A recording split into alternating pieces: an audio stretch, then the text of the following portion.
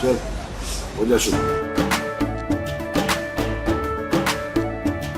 केसरिया से मन जोगी हुआ रे, दिल झूमे देखो मतवारा हुआ रे, दिल झूमे देखो मतवारा हुआ रे। हर पल मनाओ केसरी त्योहार। विमल, बोलो जुबान केसरी। उस कमीशन को संवैधानिक अधिकार देने का काम, संवैधानिक मान्यता देने का काम पहली बार आजाद भारत के इतिहास में किसी ने किया है तो हमारी सरकार ने किया है, हमारे प्रधानमंत्री ने किया है। अनुसूचित वर्ग के लिए भी ये झूठ बोलकर लोगों का समर्थन हासिल करना चाहते हैं। बहनों भाइयों, केवल सरकार बनाने के लिए राजनीति करते हैं, लेकिन हम लोग यदि राजनीति करते हैं तो केवल सरकार बनाने के लिए राजनीति नहीं करते, हम राजनीति करते हैं तो देश बनाने के लिए राजनीति करते हैं। हम झूठ बोलकर आपका समर्थन नहीं हासिल करना चाहेंगे। हां, इतनी बात पक्की है, धर्म के नाम पर आरक्षण दोगे, हम किसी भी सूरत में नहीं होने देंगे। धर्म के आधार पर आरक्षण किसी भी सूरत में नहीं होने देंगे। बहन भाइयों, मुस्लिम समाज में भी जो गरीब हैं उनके लिए भी आरक्षण की व्यवस्था पहले से चली आ रही है। आप कहते हैं नहीं धर्म के आधार पर आरक्षण देंगे, जबकि पूरी तरह से असंवैधानिक है। भारत का संविधान इस बात की इजाजत नहीं देता। वोट के चक्कर में, इसीलिए मैं कहता हूं यह केवल सरकार बनाने की चिंता करते हैं, देश बनाने की ये लोग चिंता नहीं करते। अजीबोगरीब है। और देखिए, एक दिन तो राहुल गांधी ने स्वीकार कर लिया कि मैं तो हमारे यहां तो परिवार में प्रधानमंत्री बहुत रहे, नाना रहे, दादी दादा जो भी रहे हो, पिताजी भी रहे, सब लोग रहे, डॉक्टर मनमोहन सिंह रहे। कहे मैं छोटा बच्चा था तो मैं सबके घर जाता था। मैंने सिस्टम को बहुत नजदीक से देखा है। अब देखिए, 52 वर्ष तक अच्छा किया आरपीएन सिंह जी, बहुत सोच। नहीं, कोई भी ज्ञानी पुरुष होगा, समझदार पुरुष होगा तो ऐसी कांग्रेस को ठोकर मार देगा।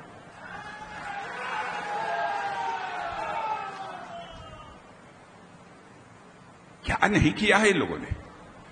जानते कहते हैं कि वह जो सिस्टम था, वह सिस्टम पिछड़ा विरोधी था, गरीबों का विरोधी था। माने अपने मां दादा दादी और नाना नानी और अपने पिताजी की जो सरकार थी उसके बारे में कह रहे हैं कि उस समय जो सिस्टम था वो सब पिछड़ा विरोधी था, गरीब विरोधी था।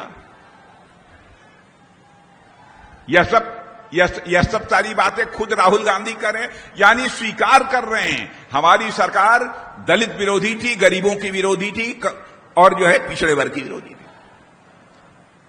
मतलब ये ऐसा नेता आपने देखा है? अजीबोगरीब नेता है। तो बहनों भाइयों, यही कहने आप लोगों के बीच आया हूं कि भारतीय जनता पार्टी के अतिरिक्त कोई भी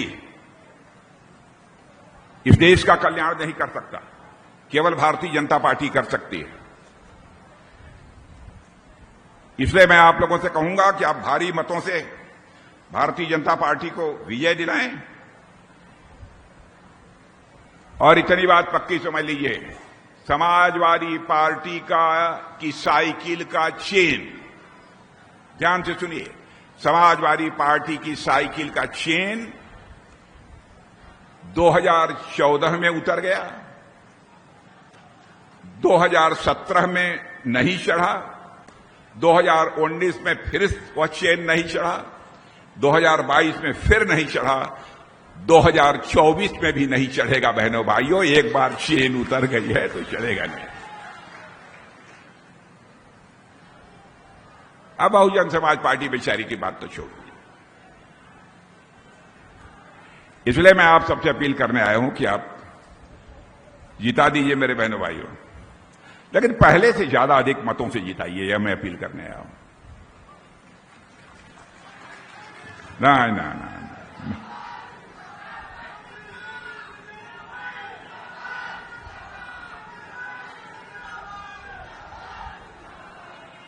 नहीं, मामला जमल नहीं, मामला जमल नहीं।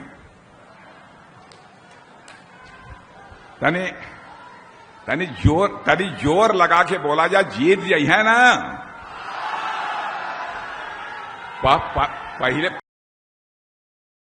पहले अधिक वोट से पक्का। बहनों भाइयों, आज अंतिम बात यह कहना चाहता हूं, हमारा भारत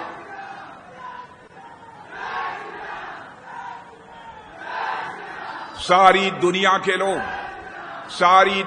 लोग एक नई सोच के साथ, सारी दुनिया के लोग एक नई सोच के साथ नए भारत का निर्माण होते हुए प्रत्यक्ष अपनी आंखों से देख रहे हैं। एक छोटी सी बात केवल आपको एहसास कराने के लिए कह देता हूं। रूस और यूक्रेन के बीच लड़ाई चल रही है, इसकी जानकारी आप सबको है? कितने लोगों का यह हाथ उठाइए रूस यूक्रेन के? अरे सब लोग बहुत जागरूक हैं, रामकोला के लोग। 2 साल से लड़ाई चल रही है। रूस की तरफ से भी बम, तोप, गोले, मिसाइल, और यूक्रेन की तरफ से भी बम, तोप, गोले, मिसाइल लगातार चल रही है। हमारे भारत के बच्चे यूक्रेन में, कोई वहां पर डॉक्टरी की पढ़ाई कर रहा था, कोई इंजीनियरिंग की पढ़ाई कर रहा था, कोई मैनेजमेंट का कोर्स कर रहा था।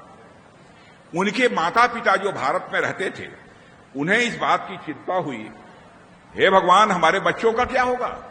रूस से एक भी मिसाइल आकर हमारे बच्चे जहां यूक्रेन में रहते हैं उनके ऊपर गिर गई,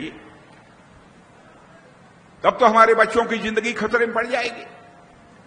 आंखों में आंसू लेकर उन बच्चों के माता पिता प्रधानमंत्री से मिले और कहा, मोदी जी चाहे जो कुछ भी हो, हमारे बच्चों को आप यूक्रेन से बाहर निकाल कर आइए, पढ़ाई हो अथवा न हो, हमें इस बात की चिंता नहीं है। बहनों भाइयों, आपको जानकर आश्चर्य होगा, प्रधानमंत्री ने चटपट टेलीफोन मिलाया और प्रधानमंत्री ने रूस के राष्ट्रपति मिस्टर पुतिन से बात की, यूक्रेन के राष्ट्रपति मिस्टर जेलेंस्की से बात की।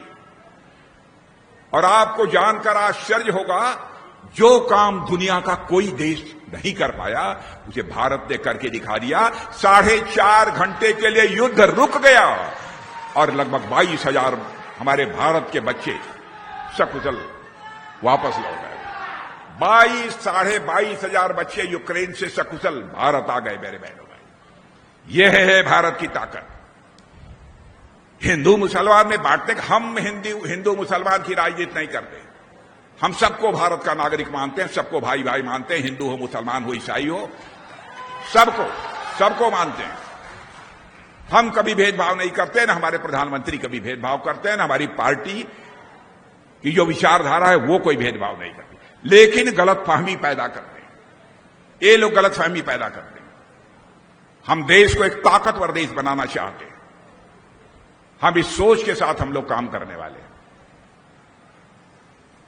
इसलिए मैं कहना चाहता हूं मेरे बहनों भाइयों, आप कमल के फूल का बटन दबाइए और हमारे विजय दुबे जी को भारी मतों से विजय दिला दीजिए। फिर मिलेंगे आगे।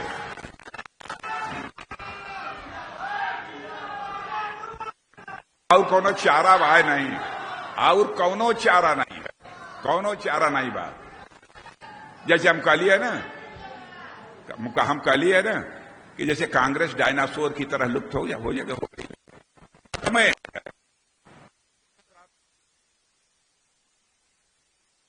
पार्टी बहुजन समाज पार्टी बेचारे के बारे में कुछ कहिए। भारतीय जनता पार्टी बचे, मतों से जिताइए। आप सबको बहुत बहुत धन्यवाद।